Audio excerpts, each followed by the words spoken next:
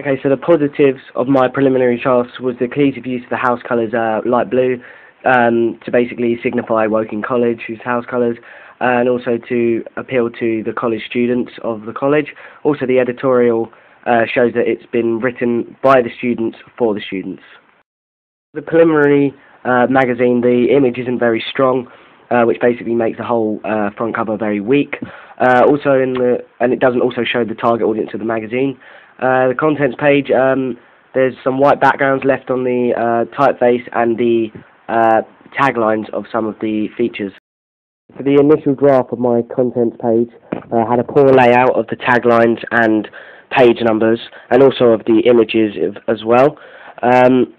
This basically didn't portray the relevant representations of grime genre being inspirational to young urban teenagers living in urban areas of the UK. So in my second draft of my contents page, the masthead wasn't coherent with the house colours of the magazine. However, the images were laid out properly and in order of preference in order to create a narrative for the reader. This was shown through the use of the main image for the main feature of Courageous. So in my first draft of my magazine front cover, I had to change the masthead as it wasn't coherent to the house colours of the magazine.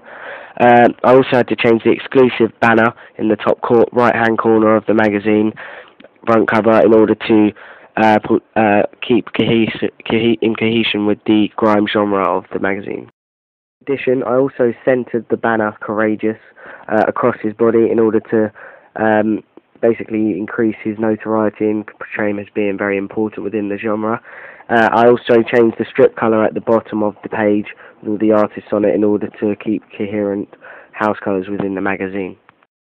The thing about my final product in the front cover is the masthead, because it's coherent to the house colours of the magazine.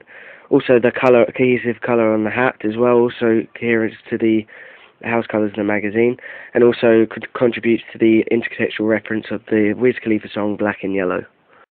Also, the direct mode of address on the image also subverts the use of domineering, hostile personas within grime artists. Also, the barcode at the bottom also appeals to young teenagers who are seen to have disposable income to spend on magazines. So the positive about my contents page is the layout. I've split it into regulars, features and hype interviews. This is to create a narrative for the reader and also to show what I've learned from my case study research of RWD. The captions I've used on the images also further give the reader an idea of what each feature is going to be about. The negative thing about my front cover was the black background on the masthead, which kind of separates it from the rest of the page.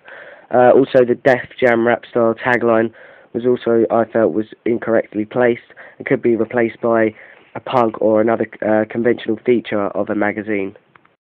The negative thing about my contents page was I felt that the page numbers could have been linked in with the house colours of the magazine once again in order to create the intertextual reference of the Wiz Khalifa song Black and Yellow, which most of the target audience would have heard. I also felt that the masthead once again separated from the rest of the page.